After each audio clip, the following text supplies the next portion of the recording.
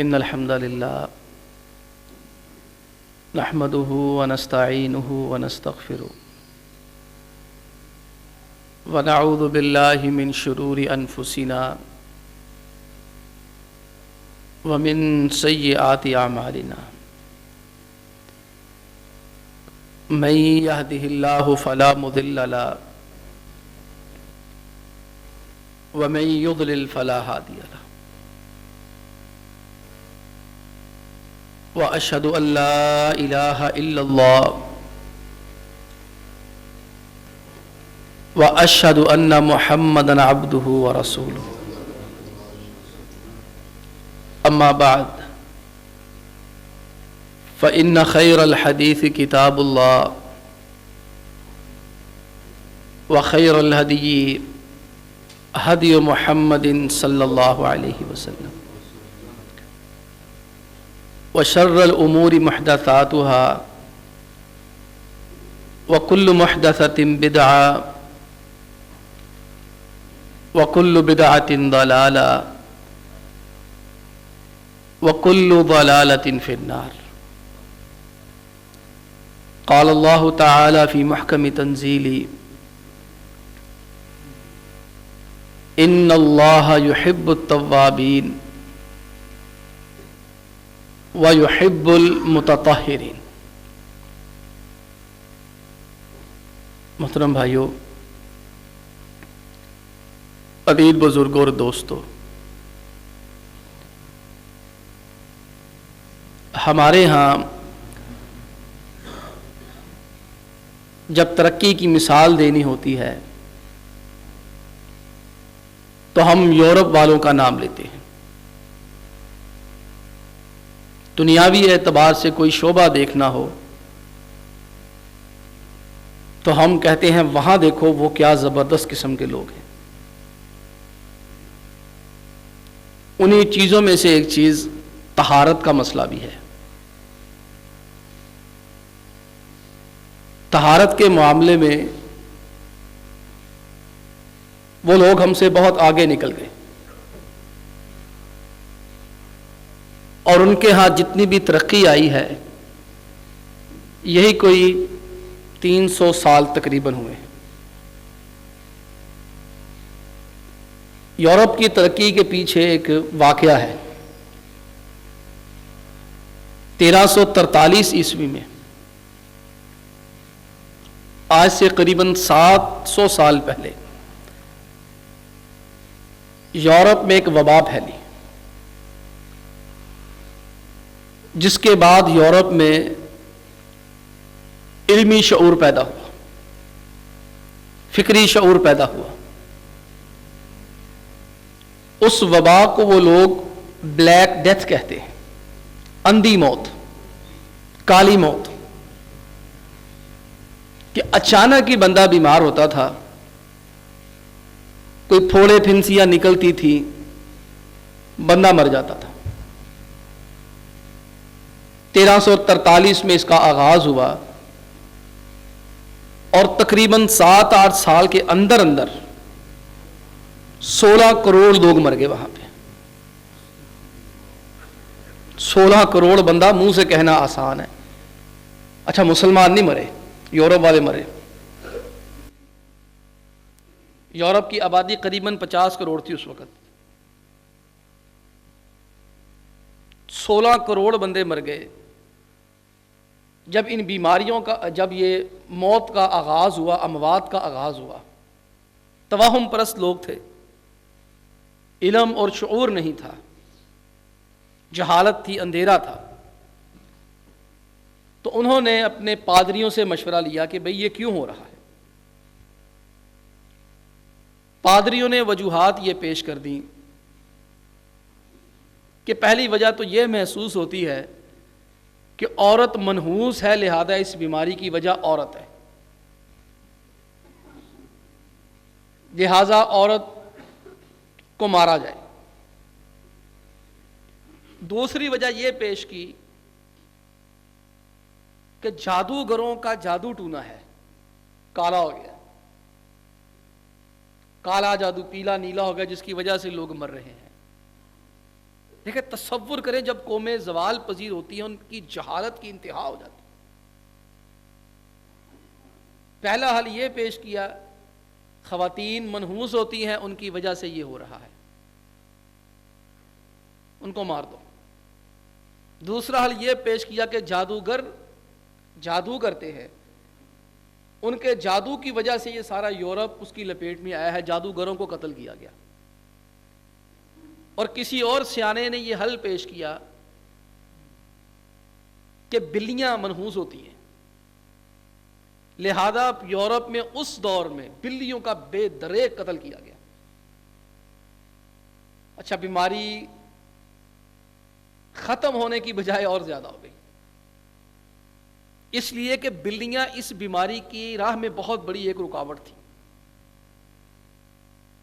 یہ بیماری پھیلی تھی گندگی کی وجہ سے، چوہوں کی وجہ سے، غلاظت کی وجہ سے، اور بلیاں جو ہوتی ہیں وہ تو چوہوں کو ختم کرتی ہیں، مارتی ہیں، بلیاں ختم ہوئی، چوہے اور زیادہ ہو گئے، بیماری اور زیادہ ہو گئی۔ بعد میں جب ان کو تھوڑی سی عقل اور شعور میسر آیا، سمجھ آئی، تو ان کو یہ پتا چلا کہ ہمارا طہارت کا سسٹم بہت گندا ہے، بڑا غلیظ ہے۔ اچھا، یہاں میں ایک اور بات آپ کو بتاتا چلوں، ہمارے ہاں جب یہ کرونا آیا تھا تو کرنٹین کا ایک لفظ استعمال کیا جاتا تھا، کرنٹینہ کیا جائے، کوارنٹین کروایا جائے۔ یہ لاطینی زبان کا لفظ ہے، یہ بھی اسی دور میں یہ لفظ شروع ہوا، یہ کام شروع ہوا کہ یورپ میں کسی بھی بندے کو بحری جہاز سے سفر کر کے آتا تو شہر کی سرحد پہ روک لیتے تھے اور 40 دن تک اسے وہاں رکھتے تھے۔ 40 دن کے بعد اگر وہ بندہ زندہ رہتا تو اسے شہر میں آنے کی اجازت ہوتی تھی، ورنہ اگر مر جاتا تو سمجھا جاتا یہ بندہ بھی اس وبا کا شکار ہے۔ اور آپ کو پتہ ہے آج کل بھی جس کو جو ہے وہ یہ بیماریاں لاحق کوئی کرنٹینہ کروایا جاتا تھا، اس کی طبی وجہ یہ تھی کہ انسانی جسم روزانہ ٹوٹتا پھوٹتا ہے، اس کے خلیے چینج ہوتے ہیں، اللہ کا ایک نظام ہے۔ یہ آہستہ آہستہ ہمارے جو ہے وہ جینز آپس میں بدل رہے ہیں، خلیے بدل رہے ہیں، نئے آ رہے ہیں، پرانے ختم ہو رہے ہیں، نئے آ رہے ہیں، اور 40 دن کے اندر اندر میرا اور آپ کا جسم بالکل نیا اور فریش ہو جاتا ہے۔ ہڈیاں بھی جڑ جاتی ہیں، ویسے 40 دن میں کسی کی ٹانگ ٹوٹ جائے تو ہڈیاں شڈیاں بھی جڑ جاتی ہیں۔ 40 دن کا وقفہ بہت ہوتا ہے کسی چیز کے درست ہونے میں، اسی سے یہ کرنٹین کرونا کے اندر بھی آیا ہے، وہیں سے استفادہ کیا گیا فرانس والوں سے۔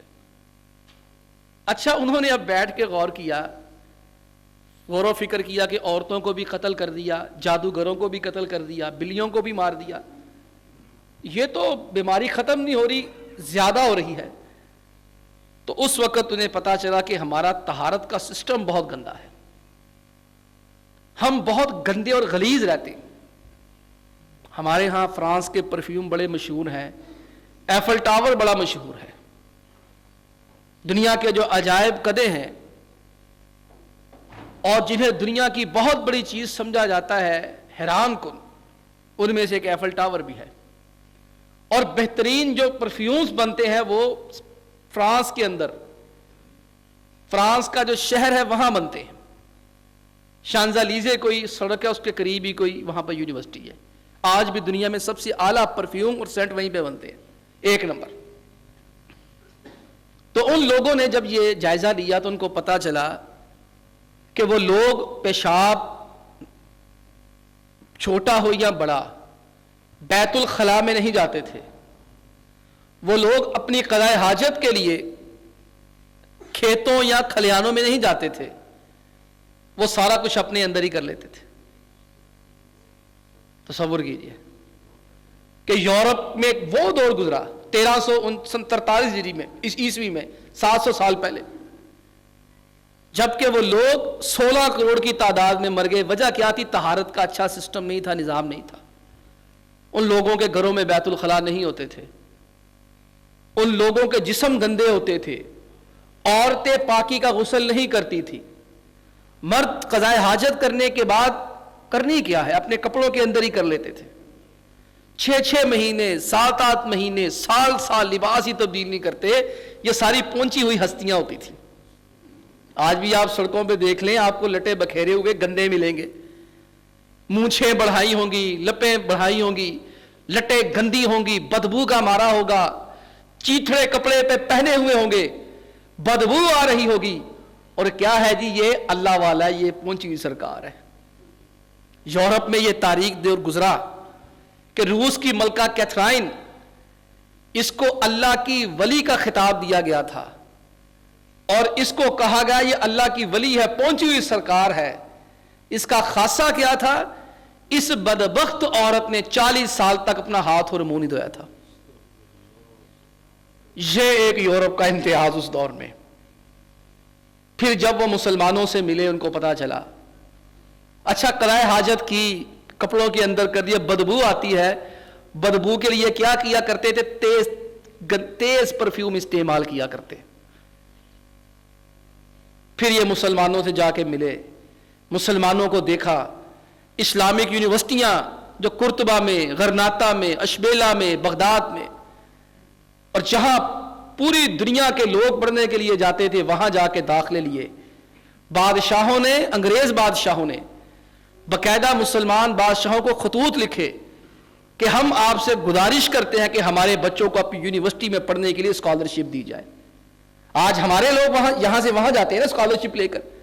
یہ میں جس دور کی بات کر رہا ہوں کہ یورپ کے لوگ باقاعدہ بادشاہ خط لکھتے تھے مسلمان بادشاہوں کو کہ ہمارے یہ نوجوان ہیں, ہمارے یہ بچے ہیں, ہم یہ چاہتے ہیں کہ آپ کی یونیورسٹیوں میں آ کے تعلیم حاصل کریں اور آپ سے تعلیم سیکھ کر ہمارے بچوں کو آ کے ایجوکیٹ کریں, ہمیں یہ تعلیم دیں. پھر مسلمانوں کے پاس وہ گئے, پھر ان کو جا کر طہارت کا سسٹم پتا چلا, پھر انہوں نے مسلمانوں کی نقالی کی. اور ہم آج دیکھ لیں کہ ان لوگوں نے کتنے عرصے کے بعد ان چیزوں کو سمجھا ہے, اور اللہ تعالیٰ نے ہمیں دوسری وحی کے اندر بھی طہارت کا حکم دے دیا تھا. پہلی وحی نازل ہوئی اقرا, پڑھیے. دوسری وحی نازل یا ایھا المدثر قم فانذر وربک فکبر وثیابک فطہر. دیکھ لیجئے دوسری وحی کی 4تھی آیت کے اندر ہی ہمیں پاکیزگی اور طہارت کا تصور دے دیا گیا. یا ایھا المدثر, مدثر اٹھیے. مدثر عربی زبان میں کہتے ہیں جو ٹوٹے ہوئے گھونسلے کو جوڑتا ہے, جو بکھرے ہوئے گندے گھونسلے کو صحیح کرتا ہے. گویا کہ اللہ کے نبی علیہ الصلوۃ والسلام کی آمد کے وقت یہ دنیا ایک پراگندہ اور گندا سا گھونسلہ ہی تھا. آپ علیہ الصلوۃ والسلام نے آ کر اسے صاف ستھرا کیا. قم, کھڑے ہو جائیے, فانذر, لوگوں کو ڈرائیے, وربک فکبر, نماز پڑھیے, اللہ کی تکبیر بیان کیجیے, وثیابک فطہر, اپنے کپڑوں کو صاف رکھنا ہے.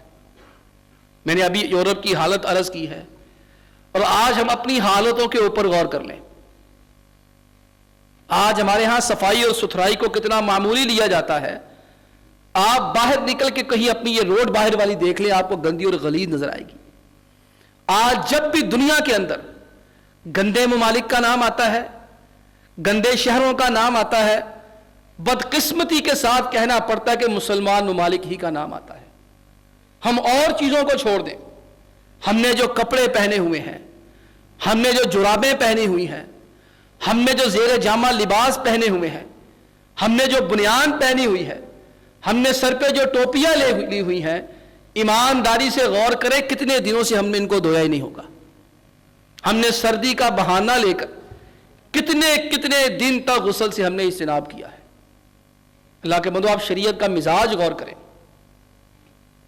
کہ شریعت کے اندر ایک غسل کرنا ہے, طہارت کرنا ہے.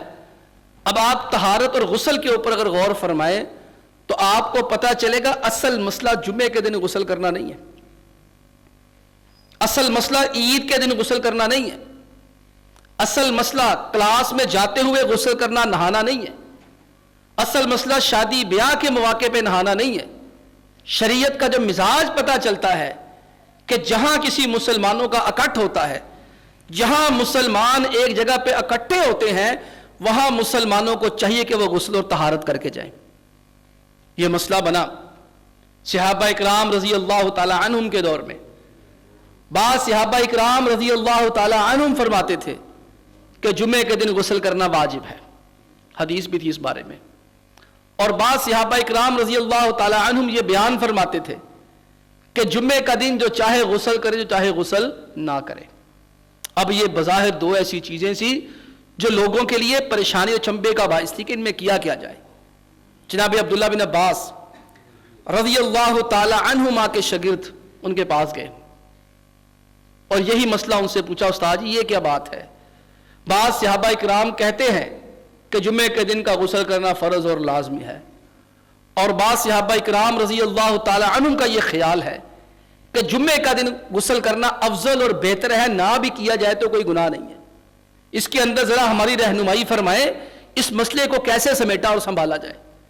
جناب عبداللہ بن عباس رضی اللہ تعالی عنہما نے فرمایا اصل میں بات یہ تھی، بات سمجھائی جو لوگوں کو بتائی، بات اصل میں کیا تھی؟ کہتے ہیں اللہ کے نبی علیہ الصلوۃ والسلام کے دور میں مسجد چھوٹی تھی، صحابہ اکرام رضی اللہ تعالی عنہم کی تعداد زیادہ تھی، اور چھت بھی اونچی نہیں تھی، اور صحابہ اکرام رضی اللہ تعالی عنہم کے حالات بھی خراب تھے، لباس بھی نہیں تھے.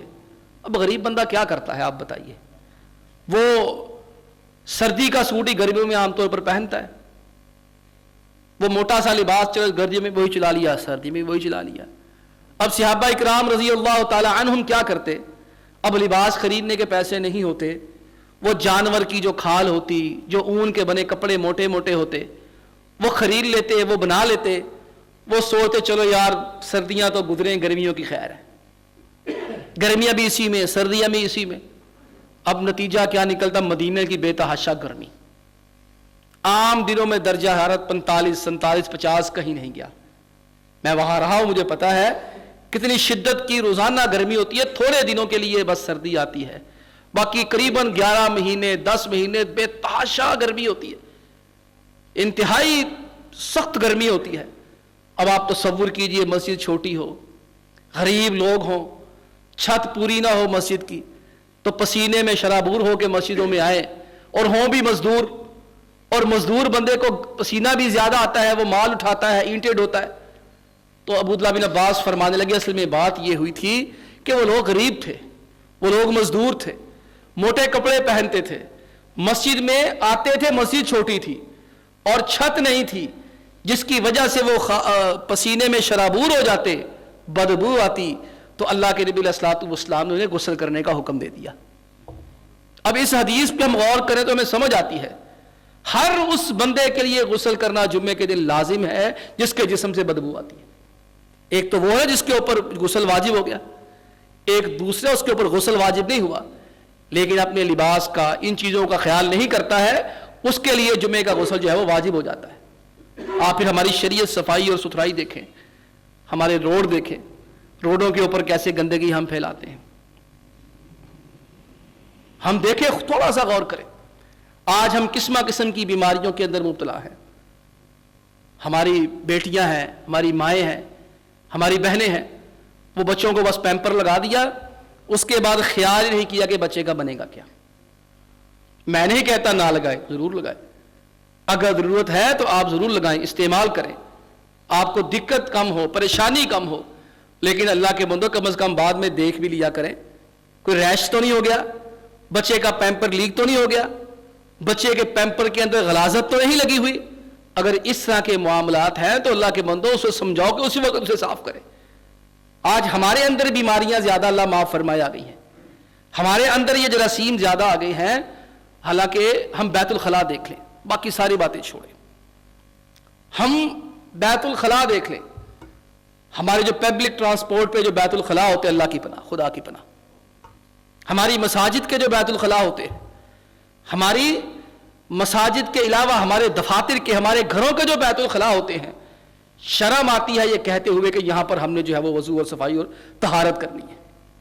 اب یہ طہارت کی ایک ایسی جگہ ہے جہاں پر پانی استعمال کثرت سے کیا جا سکتا ہے، لیکن میں آپ کو کہتا ہوں آپ جمعے سے پہلے آ کے مساجد کے بیت الخلاء دیکھیں، اسی مسجد کے دیکھیں، اور ابھی آپ سب حضرات نے جانا ہے نا، جا کے دوبارہ پھر مسجد کے بیت الخلاء دیکھیں، آپ کا اندر جانے کو دل ہی نہیں کرے گا.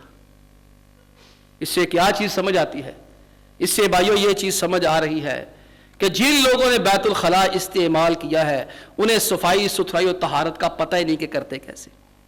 کوئی بچہ نہیں آ رہا، اگر کسی بچے کو 4-5 سال تک طہارت نہیں کرنی آ رہی، غلاظت صاف نہیں کرنی آ رہی، تو میں صاف الفاظ میں یہ کہوں گا ایسے ماں باپ کو فکر کرنی چاہیے وہ بچے کی تربیت میں فیل ہو چکے. صاف غور کرنا چاہیے کیا ان ماں باپ کو طہارت کرنا آتی ہے؟ جس کے بچے بڑے ہوتے جا رہے ہیں، بچوں نے کہاں سے سیکھنا ہے؟ یہ ماں نے سکھانا ہے، یہ باپ نے سکھانا ہے. اللہ کے نبی علیہ الصلوۃ والسلام نے صحابہ کو طہارت سکھائی ہے، بیت الخلاء کے آداب سکھائے ہیں کہ پیشاب کیسے کرتے ہیں، بڑا کیسے کرتے ہیں، چھوٹا کیسے کرتے ہیں، صفائی کیسے کرتے ہیں. اور اللہ کے نبی علیہ الصلوۃ والسلام نے یہ مسئلے سمجھائے تو کفار نے طنز کیا. ہم سمجھتے ہیں چھوٹے مسئلے ہیں، صفائی ستھرائی کوئی معمولی مسئلہ نہیں ہے. الطہور شطر الایمان، یہ ہمارا آدھا ایمان ہے. اس کا مطلب جو بندہ طہارت کا صفائی کا خیال نہیں کرتا اس کا ایمان کچا ہے، اس کا ایمان کمزور ہے. اس کو اپنے ایمان کی فکر کرنی چاہیے، کہیں وہ بے ایمان تو نہیں ہو گیا، کہیں وہ گندا رہ رہ کر کافروں کی مشابہت تو نہیں اختیار کرنا شروع ہو گیا. اللہ کے نبی علیہ الصلوۃ والسلام نے صحابہ کو سکھایا. صحابی رضی اللہ تعالی عنہ، ان کے پاس ایک کافر آتا، آ کر طنزاً کہا یعلمکم کل شیء، اور یار سنا ہے تمہارے پیغمبر تمہیں ہر چیز سکھاتے ہیں، حتی الخراء، اور تمہیں پیشاب کرنا بھی سکھا دیا. اب یہ طنز ہے. آپ طنز سنتے ہیں نا، وہ اینا مولویاں نو صرف حیض دے مسئلے کرنے آندے، نفاس دے مسئلے کرنے آندے نے، اینا نو وضو دے غسل ہی آندا ہے. تو بھئی اور کیا کرنا ہے ہم نے؟ آپ بتا دیں، آپ کو آتا ہے؟ کہ عالم دین تھے نا، کسی نے آ کر طنزاً کہا مولوی صاحب تسی تے حدیث پڑھائی جاندے، دنیا چاندے پہنچ گئی. کہندے تینا چنگا ہی ہے، حدیث سے پڑھائی ہے نا، تو نہ حدیث پڑھائی نہ چانتے گیا، تو چانتے پہنچ گیا ہے. بات کرو نا، سمجھاؤ ہمیں بھی. ہم تو اپنا کام کر رہے ہیں. ان مدرسوں سے پروفیسر کیوں نہیں نکلتے، ڈاکٹر کیوں نہیں نکلتے، انجینئر کیوں نہیں نکلتے، فلسفی کیوں نہیں نکلتے، سائنسدان کیوں نہیں نکلتے؟ اور مدرسہ اس کام کے لیے بنا ہے؟ مدرسہ تو اس کام کے لیے نہیں بنا. نہیں یہ نکل رہا، یہ جی سی یونیورسٹی سے نکل رہے ہیں، یہ تمہاری ایگریکلچر سے نکل رہے ہیں، یہ تمہارے بیکن ہاؤس سے نکل رہے ہیں. بھئی جو ادارے اس کام کے لیے بنے ہیں وہاں سے پروفیسر، وہاں سے انجینئر، وہاں سے ڈاکٹر، وہاں سے فلسفی، وہاں سے سائنسدان، وہاں سے ماہر فلکیات نکل نہیں رہے، اور نزلہ بر عضو ضعیف ڈگا کھوتے تو غصہ کا مارتے. یا غصہ ہمارے اوپر نکالنا کہ ہم نہیں نکال رہے؟ یہ آج کی بات نہیں. امام نووی نے ذکر کیا 700 سال پہلے کے امام، انہوں نے اپنی کتاب میں ذکر کیا کہ بعض ملحدین اس دور کے، منافقین اس دور کے، یہ علماء کو کہتے ہیں انہیں صرف طہارت کے مسائل آتے ہیں، یہ صرف غسل اور وضو کے مسائل انہیں آتا ہی کچھ نہیں ہے. اور بھائی ہم یہ پڑھتے ہیں، ہم یہ پڑھاتے ہیں، یہ ایمان ہے، اور ہم نے یہی تو آپ لوگوں کو سمجھانا اور بتانا ہے. آپ کی روحانی تربیت ہم ہی نے کرنی ہے نا. تو یہ مسئلے ہیں، اس میں کوئی شرم نہیں آنی چاہیے. صحابی پہ بھی یہ طنز ہوا، یعلمکم کل شیء حتی الخراء، اور سنا ہے تمہارے نبی تمہیں بہت کچھ سکھاتے ہیں، اور تمہیں قضاء حاجت بھی سکھا دی. صحابہ کو میں نعم اجل، ہاں سکھایا ہے بھئی، شریعت سکھائی ہے، اور یہ والدین کا فرض ہے سکھائیں. دیکھیں اللہ کے نبی علیہ الصلوۃ والسلام نے یہ مسئلہ جب صحابہ کو سمجھایا نا، قضاء حاجت کیسے کرنی ہے، صفائی کیسے کرنی ہے، آپ علیہ الصلوۃ والسلام نے جملہ بڑا پیارا استعمال فرمایا، انا لکم مثل الوالد اعلمکم کما یعلم الوالد او کما قال علیہ الصلوۃ والسلام. میں میرے صحابہ، میں تمہارے والد کی جگہ ہوں، میں تمہیں ویسے دین سکھاتا ہوں، میں تمہیں ویسے پیشاب کرنا سکھا رہا ہوں جیسے ایک باپ اپنے بچے کو سکھاتا ہے. یہ ماں باپ کا فرض ہے، وہ بچوں کو سکھائیں. اللہ کے بندو اپنے بیت الخلاء دیکھیں. میں یہ نہیں کہتا کہ آپ اس کو صاف کریں، میں کسی سے یہ نہیں کہہ سکتا بیت الخلاء صاف کریں مسجد کا، لیکن یار اتنی تو کہنا بنتا ہے نا کہ کم از کم اپنی غلاظت تو ہم صاف کر لیں. اگر میں قضاء حاجت کے لیے گیا ہوں، بیت الخلاء مجھے صاف ملا ہے، تو میں کم از کم اس طرح سے وہاں سے نکلوں اگلا بندہ وہاں پر آ کر سکون اور اطمینان محسوس کرے. اگلے بندے کو پتا چلے یہاں سے ابھی جو نکل کے گیا ہے یہ تمیزدار ہے، یہ شائستہ ہے، یہ ایمان والا ہے، اسے پتہ ہے طہارت کیسے کرتے ہیں. اور بھائیو یہ ایسی جگہ ہے جہاں پر زیادہ سے زیادہ پانی بھی استعمال کیا جا سکتا ہے. یہ طہارت نصف ایمان کہا اور اللہ تعالیٰ کی محبت کا ایک ذریعہ بھی ہے. ان اللہ یحب التوابین ویحب المتطہرین. اللہ تعالیٰ فرماتے ہیں میں ان لوگوں کو بہت پسند کرتا ہوں جو کثرت سے توبہ کرتے ہیں اور کثرت سے پاکیزگی حاصل کرتے ہیں. ابھی ہم نے وضو کیا الحمدللہ نماز سے پہلے, وہاں دعا لکھی ہے. وہاں ہم نے وضو کے بعد جو دیگر دعائیں پڑھی ہیں وہاں ہم نے ایک دعا کیا پڑھی, اللہم اجعلنی من التوابین واجعلنی من المتطہرین. یہ کیا بات ہوئی؟ ہم نے تو طہارت حاصل کی ہے, ہم تو طہارت حاصل کر کے آئے ہیں, توبہ کرنے کی کیا ضرورت ہے؟ وضو جب انسان کرتا ہے تو اس کے سارے گناہ جھڑ جاتے ہیں. یہ بھی طہارت کا ایک اس کی فضیلت ہی ہے نا کہ آپ علیہ الصلوۃ والسلام فرمایا جب کہ بندہ وضو کرتا ہے خرجت خطایاہ من جسدہ, جہاں جہاں اس کا پانی لگتا جاتا ہے طہارت کی وجہ سارے گناہ معاف ہوتے جاتے ہیں. حتی تخرج من تحت اظفارہ, یہاں تک اس کے ناخنوں کے نیچے بھی جو گناہ لگے ہوتے ہیں اللہ وہ بھی معاف فرما دیتا ہے. تو یہ کیا بات ہوئی؟ توبہ کس لیے, طہارت کس لیے؟ طہارت بھی کر لی, گناہ بھی معاف ہو گئے. ساتھ کہتے ہیں اللہم اجعلنی من التوابین, یا اللہ مجھے ان لوگوں میں بنا دے جو بہت توبہ کرنے والے ہوتے ہیں, بہت پاکیزہ رہنے والے ہوتے ہیں. اس میں اپنی کمزوری کا اعتراف ہے. یا اللہ ہم جتنا مرضی پاک صاف رہنے کی کوشش کر لیں تیری عنایت اور فضل کے بغیر ہم صاف نہیں ہو سکتے. ہماری کمیاں کوتاہیاں دور فرما دیا جو طہارت میں رہ گئی ہیں.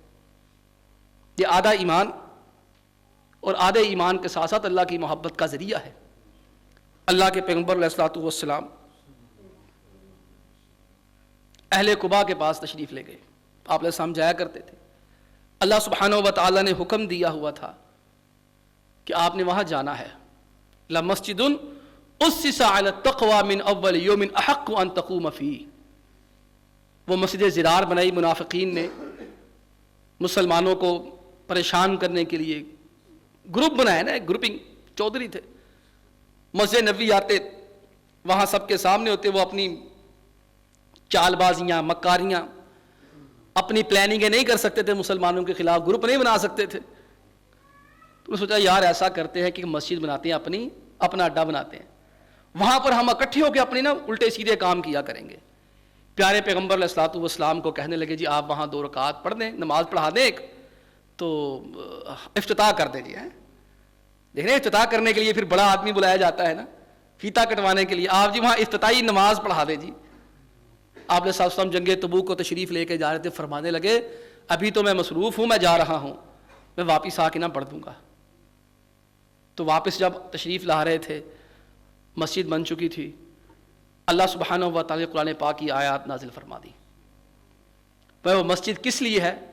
تفریقا بین المؤمنین وارصادا لمن حارب اللہ ورسولہ. وہ مسجد زرار ہے, نقصان دہ مسجد ہے.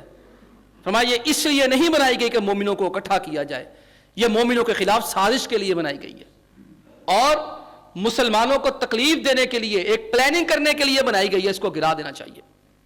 حکم ہوا, اس کو گرا دیا گیا, تباہ کر دیا گیا. علماء نے اسی آیت کی روشنی میں لکھا ہر وہ بندہ جو مسجد کے اندر شرارت کرے, شیطانی کرے اور پتہ چل جائے یہ شریر اور شیطان ہے, اسے مسجد سے نکال دینا چاہیے. کہ جب ایک مسجد گرائی جا سکتی ہے تو وہ بندہ بھی باہر نکالا جا سکتا ہے. اس کو سمجھائیں گے بعد آ جاؤ, یہ اللہ کے گھر ہیں, یہاں پر شیطانیاں نہیں کی جاتی, شرارتیں نہیں کی جاتی. اگر یہ اپنی حرکتوں سے باز نہیں آتے تو یہاں قدم رکھنے کی کوئی ضرورت نہیں ہے. قصہ مختصر ہے, گرا دیا گیا. اب جانا کہاں ہے؟ لمسجد اسس علی التقوی من اول یوم احق ان تقوم فیہ. پیغمبر وہ مسجد جس کی بنیاد روز اول سے تقوی اور طہارت پہ رکھی گئی ہے, آپ نے وہاں پہ جانا ہے. آپ علیہ الصلوۃ والسلام وہاں جاتے, ہر ہفتے تشریف لے کے جاتے. وہ مسجد قباء مراد ہے. اور صحابہ کو بھی فرمایا جو بندہ یہاں سے اپنے گھر سے طہارت کر کے, وضو کر کے, غسل واجب ہے تو غسل کر کے, طہارت وضو واجب ہے تو وضو کر کے گھر سے جاتا ہے, فرمایا اس میں ایک نماز پڑھنے کا ثواب ایک عمرے کے برابر ہے. آپ علیہ السلام ہر ہفتے پیدل بھی جاتے, سوار بھی جاتے, اپنی خالاؤں کو بھی ملتے, اپنے ماموں کو بھی جا کے ملتے. کہ ننیال آپ علیہ الصلوۃ والسلام کی والدہ محترمہ آمینہ صاحبہ جو تھی وہ وہیں سے تعلق رکھتی تھی. آپ کا ننیال سارا نان کا اتھے جی بنو نجار, وہیں پہ تھا سارا ننیال آپ کا بنو قباء والے. اللہ کے نبی علیہ الصلوۃ والسلام وہاں جاتے، اللہ نے قرآن پاک میں جملہ ارشاد ہے فیہ رجال یحبون ان یتطہروا، ایک تو وہ مسجد بہت اچھے لوگوں کی ہے، بندے بڑے اچھے ہیں، اور دوسری خوبی ان کے اندر یہ ہے وہ پاک صاف بہت رہتے ہیں، واللہ یحب المطہرین، اور جو پاک صاف رہنے والے ہوتے ہیں اللہ ان کو بہت پسند کرتا ہے۔ اب کیا بات ہے، مسجد نبی والے پاکیزہ نہیں رہتے تھے؟ آپ علیہ الصلوۃ والسلام پاکیزہ نہیں تھے؟ صحابہ پاکیزہ نہیں تھے؟ اس میں ایک بات سمجھنے والی ہے، واللہ یحب المطہرین فیہ رجال یحبون ان یتطہروا، اس میں ایسے لوگ رہتے ہیں جو بہت زیادہ پاک صاف رہتے ہیں۔ اللہ جو بہت زیادہ پاک صاف رہنے کی کوشش کرتے ہیں انہیں بڑا ہی پیار کرتا ہے۔ آپ علیہ الصلوۃ والسلام نے جا کے ان سے پوچھا کہ آپ لوگ کیا کرتے ہیں؟ قد افنا علیکم فی الطہور، بھئی پاکیزگی تو ہم بھی حاصل کرتے ہیں، میں بھی کرتا ہوں، تم نے سیکھی مجھ سے ہے، تو اللہ تمہاری بڑی تعریفیں کرتا ہے، تمہاری بڑی اللہ تعریفیں کرتا ہے، تم نے کیا کیا ہے؟ انہیں کچھ چیزیں بیان کی، کہیں گے اللہ کے نبی علیہ الصلوۃ والسلام ہماری عادت یہ ہے جب ہم پہ غسل جنابت واجب ہوتا ہے ہم غسل جنابت کرتے ہیں، اور ہم جب بھی قضاء حاجت کے لیے جاتے ہیں طہارت کے لیے پانی کا استعمال کرتے ہیں۔ اب یہ بات غور طلب ہے، کیا باقیہ حضرات غسل جنابت نہیں کرتے؟ کرتے ہیں، سارے ہی کرتے ہیں۔ ان لوگوں کی اضافی خوبی کیا تھی؟ اللہ کے بندو یہ غسل جنابت فوری طور پر کر لیا کرتے تھے، وقت کا انتظار نہیں کرتے تھے ابھی گھنٹے بعد 2 گھنٹے بعد، اس لیے کہ جب انسان پہ غسل واجب ہو جاتا ہے اس کے جو مادہ بنویہ کے قطرات ہوتے ہیں اس کے جسم پہ لگتے ہیں، اس کے رانوں پہ لگتے ہیں، اس کے لباس پہ لگتے ہیں۔ یہ بھی صحیح ہے آپ صاف ستھرے تھوڑا سا ہو کر سو جائیں صبح سے ہی، لیکن افضل کیا اسی وقت غسل کیا جائے۔ اور دوسری چیز پانی استعمال کرتے ہیں، کہ ہمارے پڑوسی یہودی ہیں وہ جب بھی قضاء حاجت کرتے اس کے بعد پانی استعمال کرتے ہیں۔ شریعت کے اندر طہارت کی 3 قسم کی چیزیں ہیں طہارت کے لیے۔ پہلا ہے گزارا، صرف پتھر استعمال کر لیں، ٹیلا استعمال کر لیں۔ دوسرا ہے بہتر، صرف پانی استعمال کریں۔ تیسرا ہے بہترین، افضل ترین۔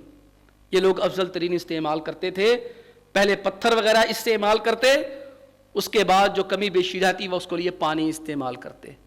آج کل کے دور میں ڈھیلوں کا سسٹم نہیں رہا، بہت کم ہو گیا ہے، حالات بھی ویسے نہیں رہے، وہ ضرورت بھی نہیں رہی اب، لیکن میں سمجھتا ہوں ٹیشو پیپر استعمال کیے جا سکتے ہیں، خصوصاً سردیوں کے موسم میں۔